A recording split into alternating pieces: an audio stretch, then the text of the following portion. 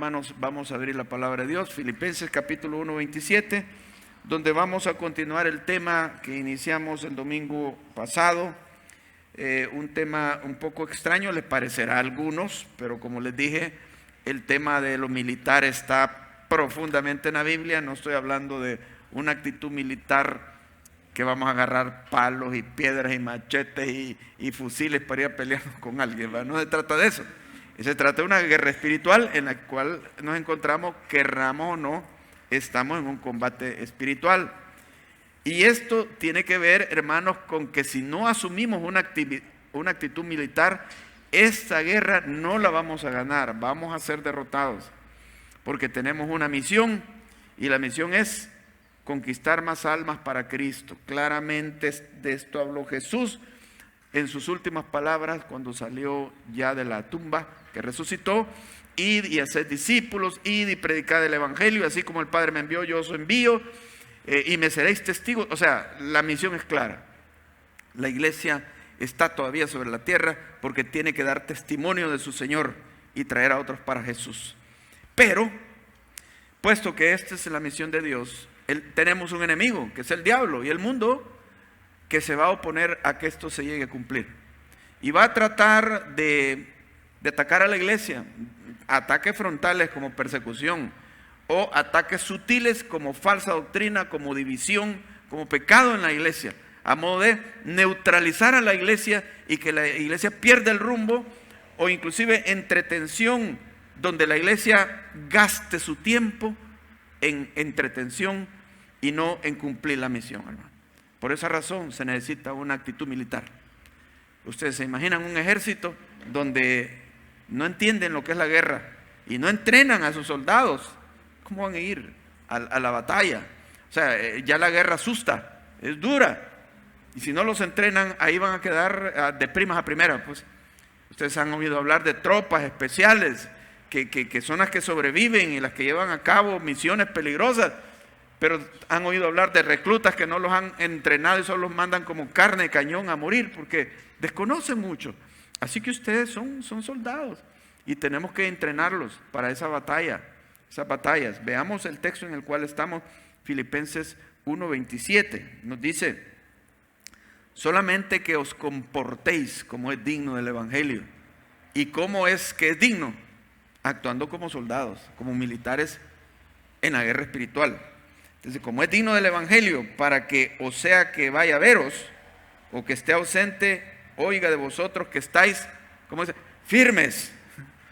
Y es un entrenamiento básico cuando ponen a los soldados firmes, ¿verdad? Les enseñan a estar firmes aún en posición de descanso. Ahora, claro, hermano, no me vayan a entender y decir que los vamos a uniformar aquí, que cada vez que haya culto los vamos a alinear firmes y aprendan a marchar, ¿verdad? No se trata de eso, se trata de la actitud que tenemos. Entonces dice que estáis firmes en un mismo espíritu. En un mismo espíritu, combatiendo, otro término militar, combatiendo unánimes por la fe del evangelio. Y en nada intimidados, porque esa es otra característica del militar, no dejarse intimidar, porque si no, no va a pelear. No se va a involucrar en el combate y eso no puede ser. No se puede pelear un combate por Zoom o un combate refugiado escondido en el último cuarto de la casa. No se puede. Hay que tener valor, dice, en nada intimidados por los que se oponen, que para ellos ciertamente es indicio de perdición, mas para vosotros de salvación, y esto de Dios. Bien, habíamos hablado acá de 4 características que veo. Bueno, se pueden sacar más, ¿verdad? Después de la misión que tenemos, si vamos a cumplir esa misión de conquistar personas para Jesús, llevar a cabo la defensa de la fe, que en el contexto tiene que ver con predicar el evangelio. Esa es la defensa de la fe. Tiene que haber obediencia, así como en un ejército. Tiene que haber firmeza, como en un ejército. Tiene que haber unidad, como en un ejército. Y tiene que haber valor, valentía, como en un ejército. Habíamos hablado de la obediencia y habíamos entrado al tema de la firmeza.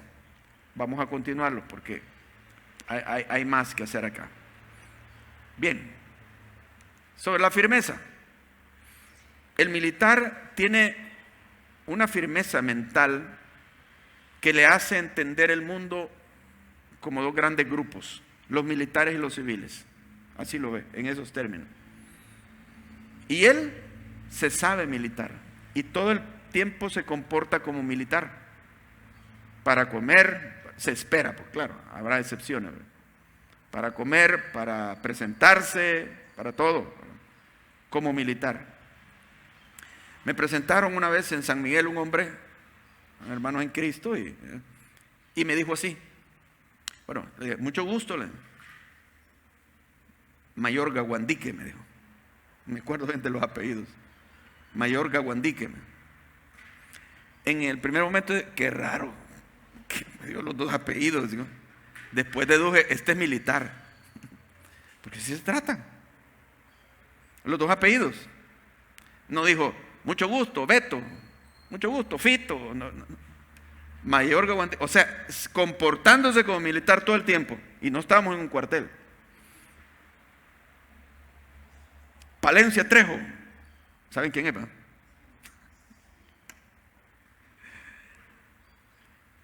Esto nos da una gran lección porque nos hace ver que el cristiano, o así debería ser, todo el tiempo, aunque sea vacaciones, tengo una misión.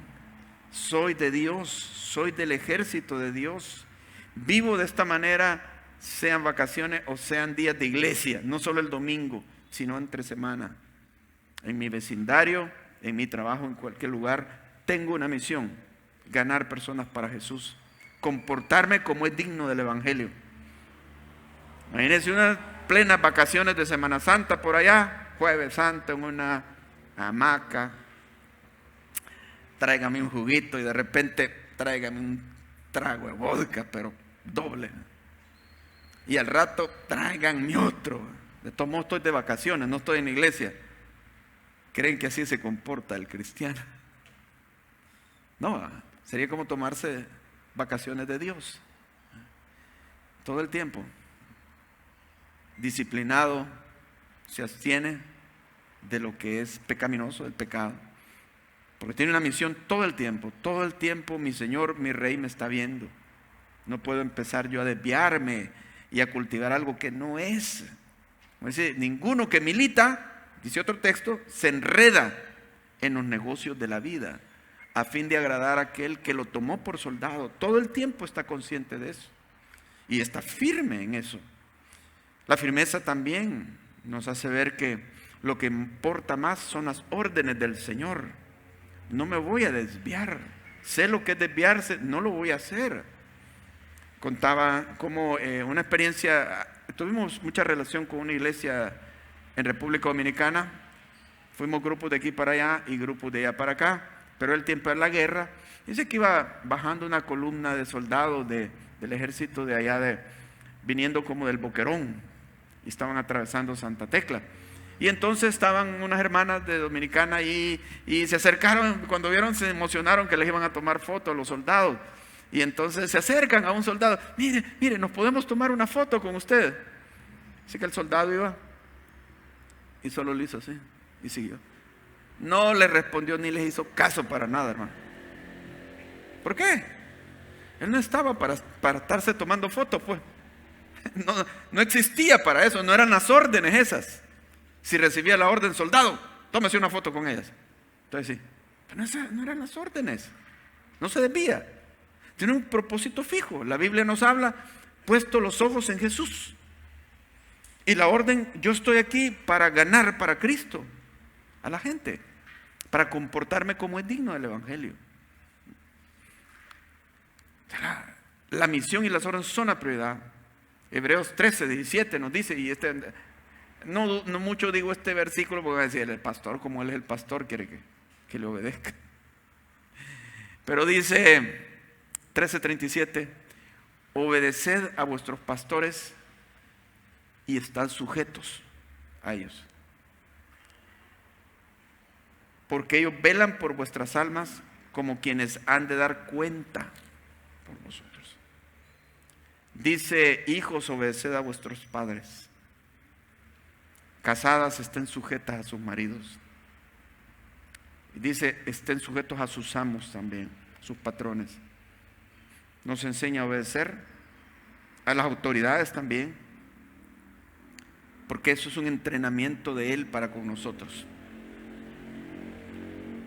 Entonces, eso nos capacita para ser buenos soldados de Jesús, aprender a obedecer al que sabemos que es autoridad sobre nosotros. Policía puede ser. Hay gente que se pone a insultar policías porque le caen mal. Tiene razón. Me detienen a mí y me dicen, mire, se pasó esta línea. Tiene razón. Que me voy a poner a discutir con él. Así me pararon allá cuando estábamos en el antiguo local. Pusieron líneas amarillas ahí. No existían antes, pero las pusieron. Y yo iba ahí en la mañana, era una mañana, media mañana, y no había nadie por ahí. Me crucé. Ratito un motorizado y se me pegó. Se metió al pasaje conmigo, enojado, que me había cruzado la línea, ¿verdad?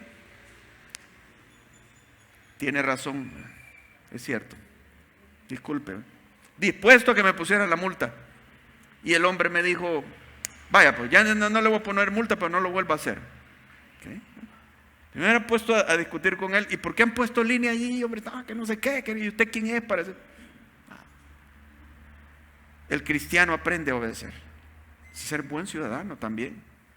Entonces, porque eso es parte de ser del reino de Dios. La firmeza implica, hermanos, que cuando tú verdaderamente estás haciendo la obra de Dios, vas a recibir ataque, oposición. Si no haces nada, no vas a recibir ataque.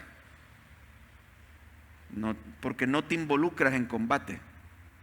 El estar haciendo la obra de Dios, hermano, no te extrañes si te dan un cargo en la obra de Dios y de repente oyes, ¿y este quién es? Mejor hubieran puesto a fulano, no a él. Y tú comenzando de buena fe y a la primera algún crítico, ¡pum!, te lanzó. Porque los ataques no se reciben solo de los de afuera, de inconversos. Claro, no toda la gente, pero alguien habrá que te va a atacar. ¿Verdad?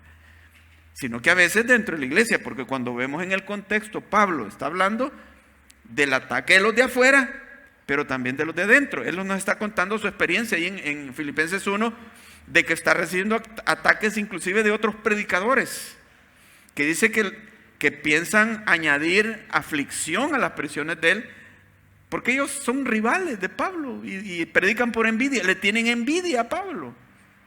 Vas a ver qué motivaciones. Pero les dice, no predican sinceramente, pero aunque no prediquen sinceramente, me gozo en que Cristo es predicado. Eso es de cristianos, o sea, un ataque de cristianos. Y se los digo porque algunos ya están curtidos de los ataques, porque para ser pastor hay que tener piel dura, de rinoceronte o de lagarto, porque al cabo del tiempo la adquieres o la adquieres, se tiene que hacer callo y no ser tan susceptible, tan sensible, porque no vas a renunciar, tienes que aguantar. Y que los demás no llegaron, pero tú sí, y ahí estás, firme. ¿Y a quién le va a tocar pagar? Tú lo pagas. El soldado, aguantas. Pero hay otros hermanos muy susceptibles que no han entrado a estas fases del ministerio. Y entonces se van a afectar, porque alguien se va a oponer, va a hacer un mal comentario contra él. Los de afuera se oponen al mensaje del evangelio porque no creen. Dicen, no, esa religión no me gusta. Los de afuera, los inconversos, digamos. Pero los cristianos no te van a atacar probablemente el mensaje porque ellos también no creen. Dicen, Jesucristo es mi Señor, pero fulano no me cae bien. O sea, tú. Entonces los ataques no van a ser contra el evangelio en el caso de los cristianos, sino contra la persona. Y muchas veces contra el que está sirviendo, porque muchas veces, no siempre, pero muchas veces los que no hacen nada atacan a los que están haciendo algo, criticando. Pero es como para decir, bueno, vengan y háganse cargo de esto, ¿va? Así sucede. Ojalá que no, ¿verdad? No los quiero asustar, hermanos. Tienen un gran deseo de servir a Dios, pero no se extrañen y saquen pecho de esto, o sea, háganse soldados fuertes, como Pablo le dijo a Timoteo. Tú soporta las aflicciones como buen soldado de Jesucristo. O sea, el buen soldado va a experimentar aflicciones. Ahora, quiero poner un caso del apóstol Pablo en todo esto. Muy interesante, aquí me voy a extender un poquito. Ustedes conocen 1 y 2 Corintios. Pues resulta que los corintios, él estaba fuera de la iglesia de Corinto. Él había fundado y le dedicó como 3 años. Se les había enseñado mucho, pero le llegan reportes a Pablo de que en la iglesia estaban sucediendo un montón de problemas. ¿Qué había pasado? Quizás parte que los pastores habían dejado no intervenían. Y había una gran división. Y Pablo les llama la atención por eso. Y les dice, ustedes son inmaduros, niños en Cristo. Les tiene que decir así. Pero eso le provocó problemas el hecho que Pablo les dijera eso. Ya van a ver después. Se vuelven contra él varios, porque como nos dijo carnales, niños en Cristo. Además, habían pleitos entre ellos, a tal punto que cuando peleaba un hermano con el otro, hasta se habían llevado a los tribunales, hermano. Se habían puesto demandas. Entonces Pablo, ¿cómo es que está pasando? Miren, es una vergüenza que en la iglesia no se puedan solucionar esos problemas, sino que los hermanos tienen que llegar a denunciarse a los tribunales. ¿Por qué? Porque nadie intervenía, nadie decía nada. Todos neutrales. No quiero tomar bando en eso. ¿Y qué pasaba? El pleito seguía aumentando hasta el punto que no les quedaba nada más que le voy a poner una demanda a este hermano. Era una vergüenza. No hay hermanos espirituales entre ustedes que intervengan y que hagan un juicio y poder resolver ese problema que está existiendo entre estos hermanos. No sucedía. Había un otro hombre que estaba viviendo con la mujer o con la madrastra, pues, y ellos eran de tal mente abierta que dice, Pablo le llama la atención y nadie ha intervenido, nadie lo ha exhortado, nadie ha tratado de restaurarlo, todos neutrales. Y es que esto se estaba dando, no había autoridad, pues. Entonces también había una crítica contra Pablo, porque ahí habían 4 grupos. Unos que decían, yo soy de Pablo, yo soy de Apolos, yo soy de Pedro, y otros decían, yo soy de Cristo. Entonces los que no eran de Pablo lanzaban críticas. Decían, este no es un apóstol, él se ha imaginado que Jesús se le apareció, pero no, verdadero apóstol es Pedro, porque él sí vio a Jesús, anduvo con él, y cosas de ese tipo, y más. Entonces Pablo actúa de una manera que podríamos hasta decir, no, esto no lo hace un siervo de Dios, no actúa así. Porque viene Pablo y les manda una carta dura, hermano, de exhortación. Y en la carta inclusive les dice, miren, les dice, yo voy a ir pronto a ustedes y voy a conocer el poder de aquellos que andan hablando. A ver si es cierto. Porque el reino de Dios no consiste en palabrería, sino en poder. Y ustedes decidan cómo me quieren ver. Porque puede ser que me vean como no quieren. Y que yo los encuentre a ustedes como no quiero encontrarlos. Y tenga que llorar por la carnalidad de muchos y que no se han arrepentido. Y ustedes deciden si quieren que yo llegue con mansedumbre y amor o con vara. ¡Wow! ¡Vara! Le está ofreciendo vara. Claro, no se trataba de una vara física, pero la actitud, la autoridad de exhortar a alguien, que no es juego lo que se está planteando, es como una vara. Entonces, Pablo estaba decidido a ir así, inclusive porque muchos menospreciaban a Pablo físicamente.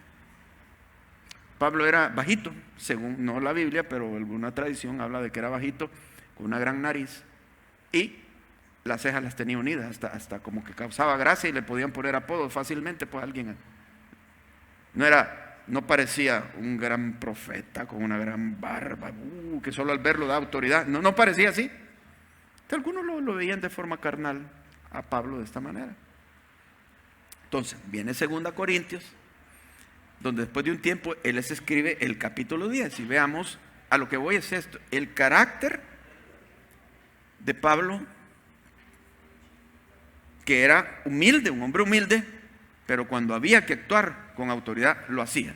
O sea, para no confundir y decir, no, pero es que el siervo de Dios no se debe de defender. Y otra cosa, que él se estaba defendiendo. Entonces decían, es carnal, porque un siervo un pastor no se debe de defender. No se puede enojar. Ve el hermano si enojado. No está actuando como un siervo de Dios. Decían, no, hermano. Hemos de que Moisés, dice la Biblia, no había hombre tan manso como Moisés. Pero tenía un celo tal que cuando lo ve en el relajo que habían hecho, agarra las tablas de la ley, venía bajando el monte y las estrella y las quiebra. Y les dice, los que estén con los que han adorado el becerro, quédense allí, pero los que estén conmigo, vénganse y vamos a hacer algo aquí. Pero esto va a terminar. Así, hermano. Jesús, aprended de mí que soy manso y humilde de corazón, pero ¿saben lo que hace? Agarra, dice la Escritura, agarra un azote de cuerdas para poner orden. Y se va y vuelca las mesas. Claro, esto no lo digo que va a ser un arranque de ira y se va a descontrolar de ira. Se refiere a un celo por Dios cuando hay algo que hay que detener. Hay que parar eso. Hay que poner orden en algo. Hay que actuar así, más cuando hay resistencia, pues. Claro, después cuando la gente se arrepiente hay que consolarla y perdonarla y todo terminó, pero mientras exista aquella actitud de resistencia, de división, de mala doctrina, lo que sea, y aquello no se arregla, hay que actuar así, y no es ser poco espiritual. Miren lo que dice en el capítulo 10, versículo 2, 2 de Corintios, dice, ruego pues que cuando esté presente no tenga que usar de aquella osadía, o sea, de aquel atrevimiento con que estoy dispuesto, dice, a proceder resueltamente contra algunos que nos tienen como si anduviésemos en una carne. Entonces, no, ese Pablo y el equipo de él son hombres carnales. ¿Por qué? Porque se están defendiendo, porque se han enojado. Miren qué carta más fuerte la que nos envió. No, ese hombre anda en la carne. Les dice, pues presente, no por carta, sino que delante de ustedes, en propios ojos, voy a proceder así. Hay que poner orden. Dice, pues aunque andamos en la carne, no militamos según la carne. ¿Se dan cuenta de la palabra que acaba de utilizar? No militamos.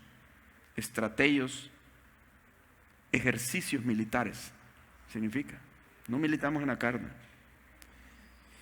Porque las armas de nuestra milicia, y habla de que tenemos armas, dice, las armas de nuestra milicia no son carnales. No vamos a insultar a nadie, no vamos a mentirle, no vamos a hacer trampas, vamos a ir directo con la autoridad que da la palabra de Dios. Entonces dice, no son carnales, sino poderosas en Dios, ¿para qué? Para la destrucción de fortalezas, derribando argumentos y toda altivez que se levanta contra el conocimiento de Dios. Porque a veces que un pastor refute a alguien, no, no, hermano, no refute, deje que le digan que haga. No. El momento que hay que derribar argumentos, hay que refutar para enfrentar a alguien. Derribando argumentos y toda altivez que se levanta contra el conocimiento de Dios y llevando cautivo todo pensamiento a la obediencia de Cristo. Pero alguien dice, no, pero eso con los inconversos. Fíjense que no está hablando de inconversos acá, está hablando de los hermanos de Corintio en este contexto. Entonces dice, y estando prontos para castigar. Wow, a castigar, dice Pablo, que va a castigar. Estando prontos para castigar toda desobediencia cuando vuestra obediencia sea perfecta. Miráis las cosas según las apariencias. O sea, a mí me miran según mi estatura o lo que sea. O se imaginan que yo ando en la carne. Juzgan según las apariencias, dice. Si alguno está persuadido en sí mismo que es de Cristo, esto también piense por sí mismo, que como Él es de Cristo, así también nosotros somos de Cristo. Decía, Pablo no es de Cristo, nosotros sí. Porque ese hombre se ha enojado. Tampoco.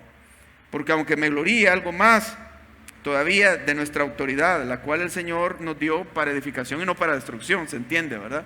No vamos a abusar, no vamos a decir malas palabras, no vamos a difamar a nadie, pero vamos a actuar con autoridades.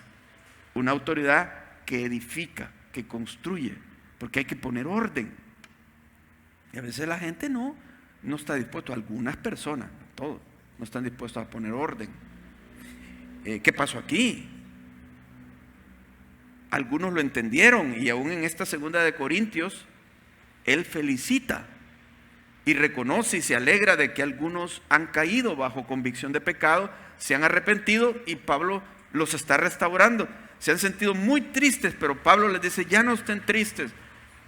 No dejen que el diablo los deprima con esto. Ya ustedes se arrepintieron, que eso ha producido, eso me ha mostrado a mí el celo que tienen por la verdad. Está bien, o sea, hay un momento para consolar, cuando ya no hay problema, se terminó, ya reconocieron la falta, ya estuvo. Ahora hay que consolar, él lo reconoce. Pero otro sector no lo había hecho, otros estaban en la misma actitud. Entonces es a ellos a quienes le está dirigiendo estas palabras. Versículo 9. Para que no parezca que os quiero amedrentar por cartas. Porque a la verdad dicen, las cartas son duras y fuertes, mas la presencia corporal débil y la palabra menospreciable. Esto tenga en cuenta tal persona o tales personas que andan diciendo eso, que así como somos en la palabra por carta, estando ausentes, lo seremos también en hechos, estando presentes. ¿Quieren vara o quieren espíritu de mansedumbre? ¿Cómo quieren que llegue? Está diciendo. Usted decía, no, es que por carta sí nos ha escrito una carta bien dura, pero ya lo van a ver, ahí, tómenla suave, chiquitillo ahí. Sonriente. Lo juzgaban como débil de carácter, así. Y entonces se aprovechaban de eso. Sacaban malas conclusiones. Porque aunque parecía suave y manso el Pablo, pero cuando había que actuar, se volvía en un león. Así. ¿Estaba actuando carnalmente? No, estaba actuando bien. Así es como se debe ser. Un militar de Dios no va a abusar de las personas, pero va a tener una firmeza en su carácter para parar lo que hay que parar, para poner orden en lo que hay que poner en orden. Cuando hay una actitud carnal, cuando hay división, hay que parar eso, hermano. Si no lo hace, aquello va a ir creciendo. Entonces, no hay que juzgar de esa manera. Firmeza, unidad. El enemigo promueve la división. ¿Han oído ustedes el dicho? Divide y vencerás.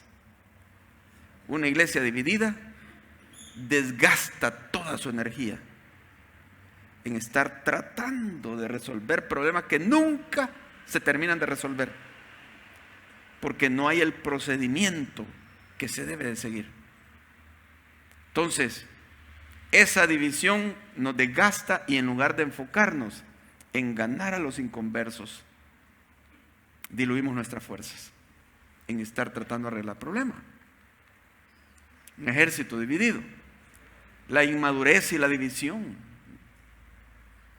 Pero ¿cómo pensar de la misma manera todos?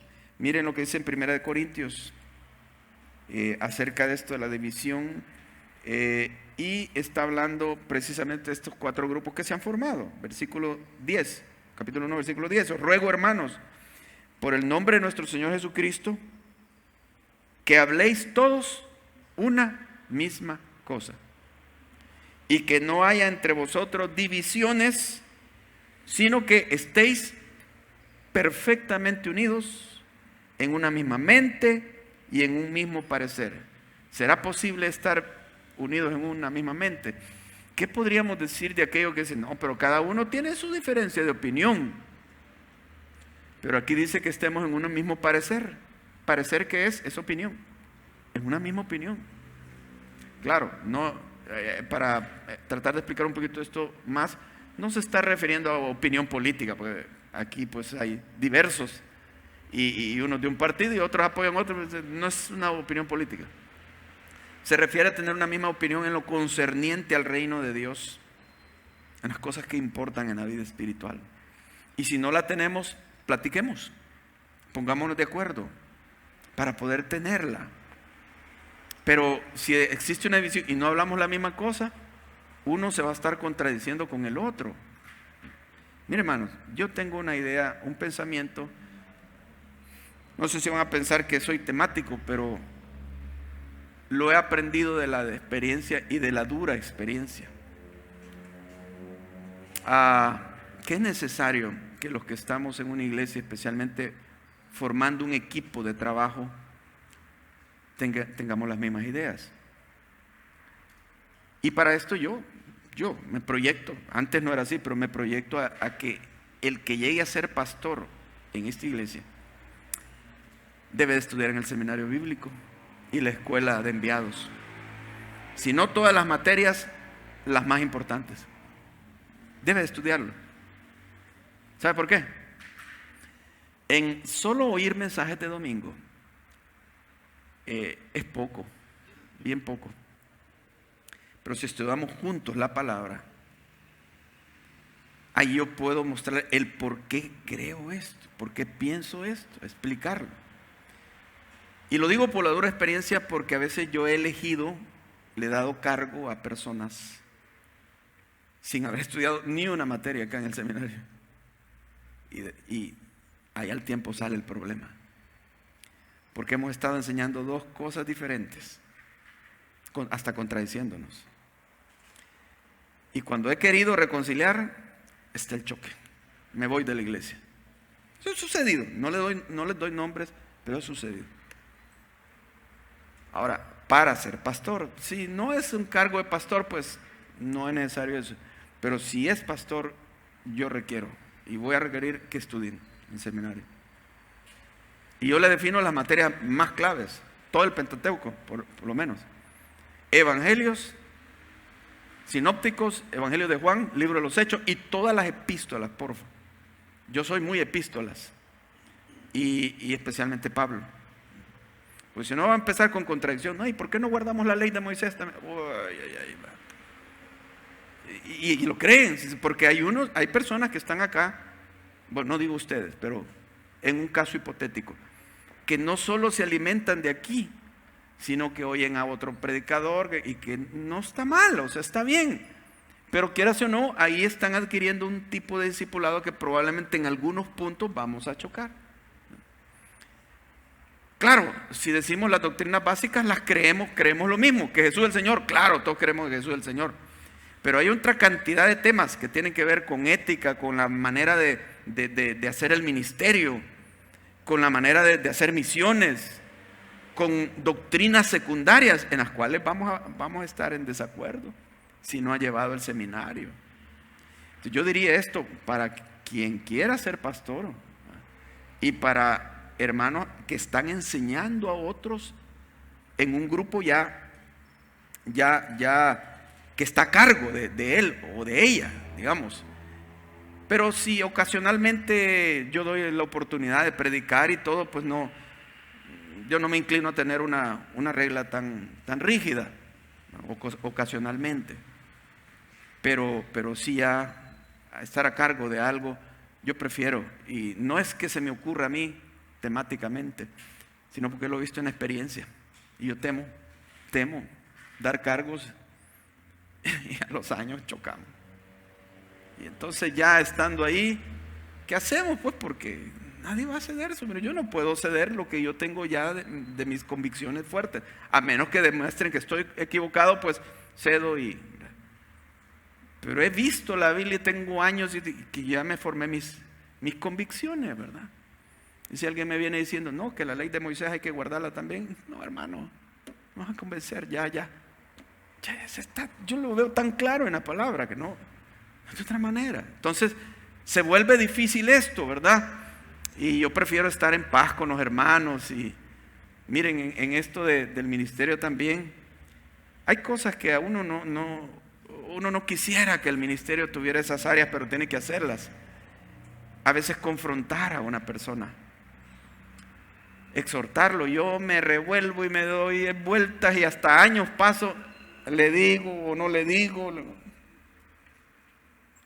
Y a veces hasta le he orado al Señor, hacelo tú, Señor, que cambie. Y yo ni meterme en combate, pues. Y Dios no lo hace, la mayoría de veces. Y en la intimidad yo sé que me ha dicho, tú tienes que enfrentarlo, porque tú lo pusiste. Wow.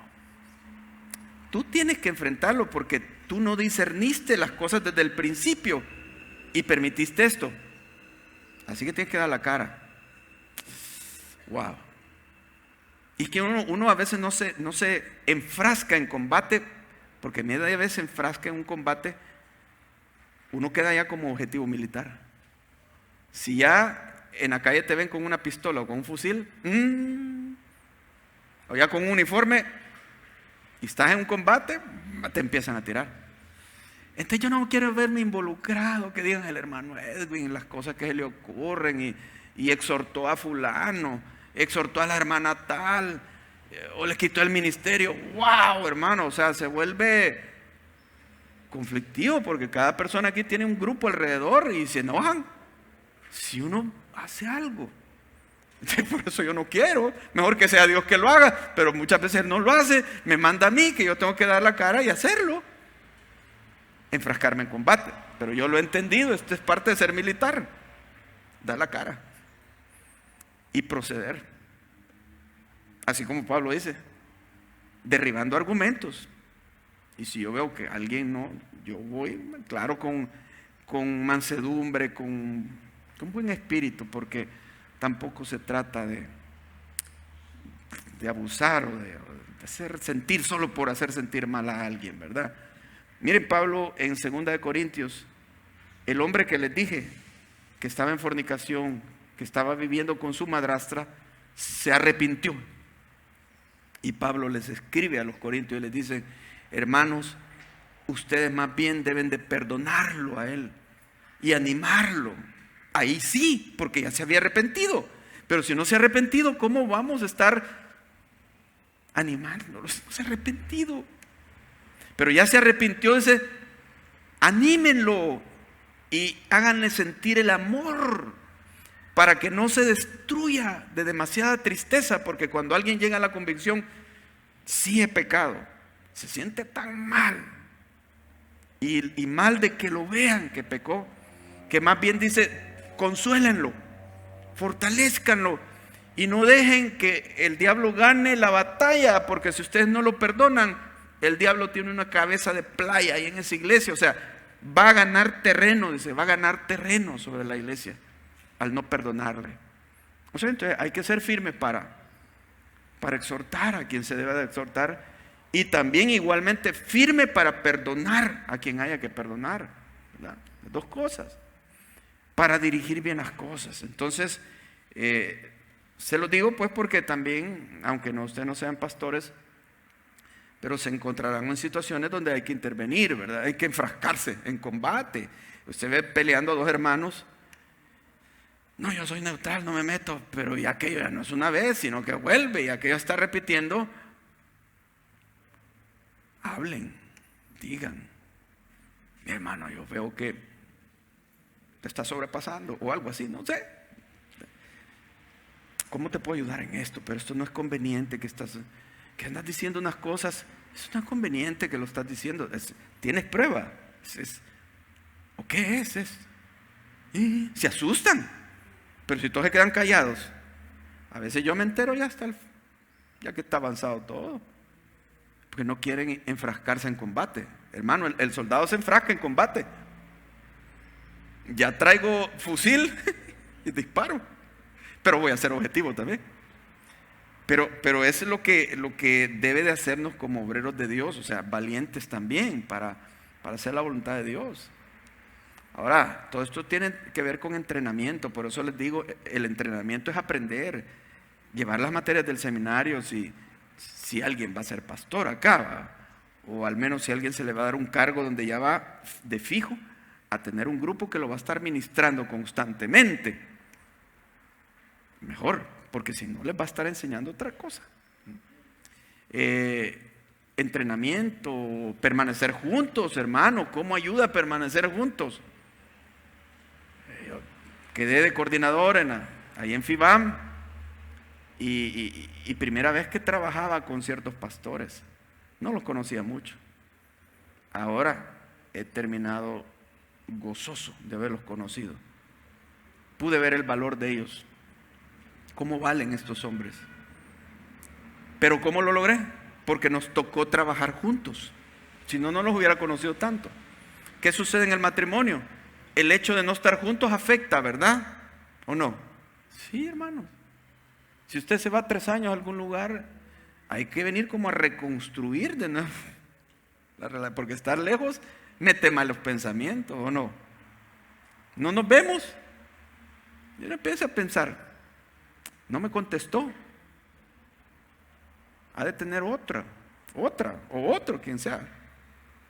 Y empieza a lucubrar cosas por no estar juntos.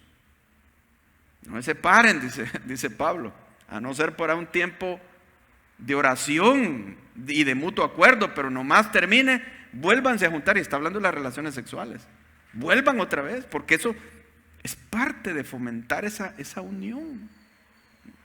Mira, cuando tú le das la mano a tu esposa o tu esposo, provoca una reacción de unión. Que le abraces, provoca esa reunión, pero sin nada. De alguna forma va afectando y aleja. Pues lo mismo se aplica también a la iglesia. El hecho de no venir, de estar lejos, a veces viene y de repente se encuentra con algo que ni sabe y empieza a opinar de cosas que no sabe. Se perdió todo el contexto del asunto. Entonces hay que procurar estar juntos, reunirnos, etc. Tenemos un solo enemigo, reconocer que el enemigo es del diablo, ¿verdad? No son los hermanos, no es nadie aquí. Si hay que resolverlo, lo resolvemos, pero no como enemigos, sino como hermanos en Cristo, a modo de que estemos restaurados en nuestras relaciones y enfilar la lucha hacia el ganar gente para Jesús, ¿verdad? Eso va a ser importante. Imagínense, entra un recién convertido acá, alguien que acaba de recibir a Jesús, y ve un ambiente y siente un ambiente de división y de murmuraciones y críticas, se va a espantar, se va a incomodar o va a aprender a hacer las cosas así. Pero cuando entra un recién convertido, porque a veces no es que lo digan, sino que se siente el ambiente de amor, de buen compañerismo. Qué agradable, dice, quiero estar aquí. Y como dijo Jesús, los demás van a conocer que son mis discípulos si tuvieran amor unos con otros. Si se aman, se va a sentir y van a ser atraídos. Por eso debemos de guardar todo esto, la unidad, ¿verdad? Lo otro es el valor, o sea, la valentía. Estoy hablando de valentía. Para ser un soldado hay que tener valentía. No ser dominado y controlado por los temores. El que está controlado por sus temores no está apto. Y miren, esto es lo siguiente. No quiere decir, hermano, que usted no va a tener temores. Es un humano. Pero el líder es aquel que, a pesar de sus temores, se arriesga. Y sus temores a saber dónde los pone, pero él tiene una misión que cumplir. Imagínense un sargento dirigiendo su escuadrón, una tropa, y es el primero que le da miedo cuando oye los balazos, y sale corriendo y se esconde detrás de los demás. ¿Cómo que pensaría usted de un sargento así, de un teniente así, coronel así? No, hermano, desanima a los demás, muestra que no está apto para eso. Y nosotros como líderes que tenemos un ministerio acá, no necesariamente pastorado, sino de otros, y somos los que más miedo tenemos y nos controlan, vamos a transmitir eso a otros. Mire, si Pablo está preso, ¿y qué ha producido la presión de Pablo? Dice que los cristianos han tomado ánimo en predicar, porque él ha dado el ejemplo como un buen soldado, que lo atraparon, lo capturaron y está preso, y desde ahí está mandando mensajes. Está firme, está viendo el poder de Dios. Los demás hermanos se animan, todo el ejército se anima. Entonces es importante, y si a uno le dan un cargo, de veras si a usted lo dominan sus temores, mejor no aceptarlo, ¿verdad? Porque va a salir corriendo. La pandemia ha sido un ejemplo también, ¿verdad? No sé, se podría haber llenado de terror. Yo en un momento estaba lleno de terror, en unos días, tanta información, y leí algo que había puesto alguien que vive en Europa, y dijo así en el Facebook: la muerte está detrás de la puerta. ¡Ja! La muerte está detrás de la puerta. Más como se oían las noticias en Italia. Estaba en Italia. Yo me imaginaba, y pasé varios días de no salir ni a la puerta, hermano. Y me atreví, tengo que ir a comprar. Nadie en la calle. Pero yo asustado, casi inconscientemente. Yo sabía que no era así, pero inconscientemente algo me decía: hey, te vas a contagiar por estar aquí. Si es que el virus está detrás de la puerta, ahí anda. Hay ideas que a uno lo contagian. Agarré el carro y me vine. Una despensa o al Selecto, no me acuerdo. A medio camino venía y yo decía: ¿abro o no abro la ventanilla? Algo dentro de mí, ese temor del cual me había contagiado, me dijo: no habrás, no vaya a ser que se meta un viento y traiga el virus. O sea, ilógico, hermano, pero así lo estaba creyendo en ese momento, al estar bombardeado por todo aquello. Claro, después tuve que tomar decisión. No puedo estar así.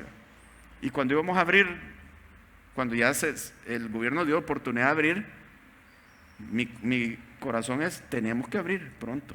No nos vamos a estar 2, 3 meses esperando, no. 6 de septiembre abrimos.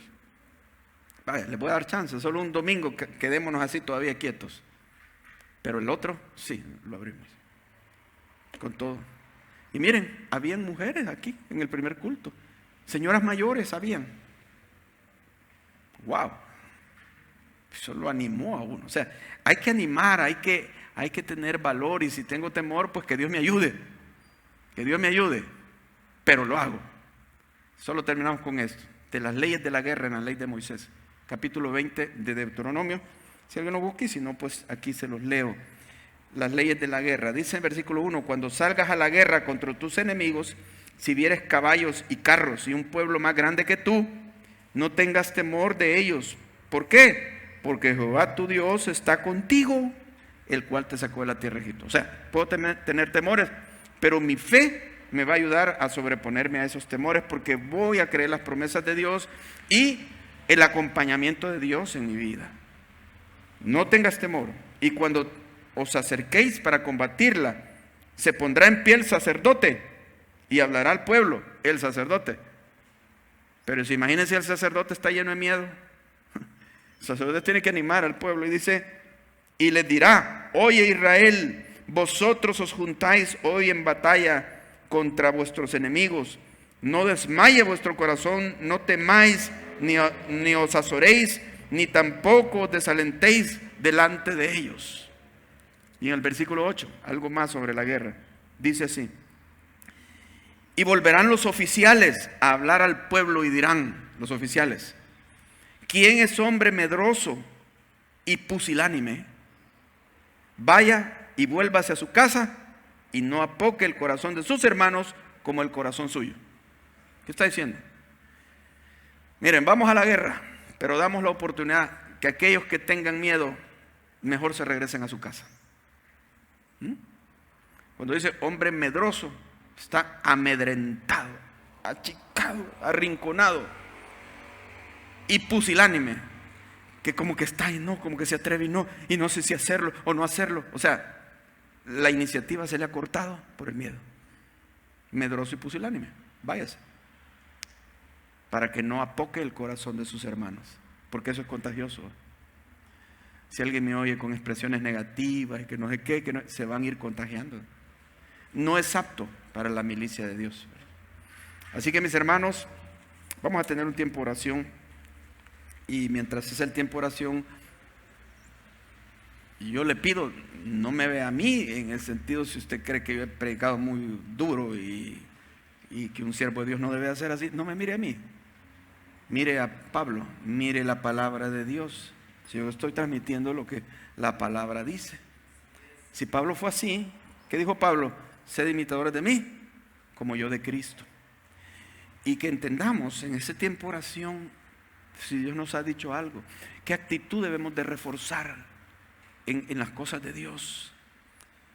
Yo le digo, ¿quiere usted ser de Cristo? Bueno, usted ya ha recibido a Cristo, pero yo a lo que voy es, ¿quiere usted asumir una actitud militar en el ejército de Dios?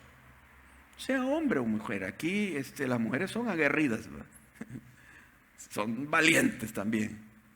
Entonces, ¿cuál actitud asume usted? Se pone esta misión entre ojo y ojo, que esto es lo que hay que hacer. Gloria a Dios. Hable con Él en la intimidad. Dios, adórelo, su comandante general, su Rey de reyes y Señor de señores, el que nos dio el ejemplo muriendo por nosotros en la cruz. Y venció y triunfó sobre el pecado, sobre el demonio y sobre el mundo. No temáis, yo he vencido al mundo. Estamos con el vencedor, y si asumimos la actitud de Él, vamos a vencer también, hermano. Créanlo. Padre, te damos las gracias por tus palabras claras y verdaderas. Ayúdanos, Señor, a tener estas 4 actitudes: obediencia, firmeza, unidad y valentía, Señor. Gracias por cómo has edificado mi vida con esta palabra. Gracias, mi Señor, gracias. Tu nombre sea engrandecido. Qué hermoso eres, nuestro Rey. En nombre de Jesús.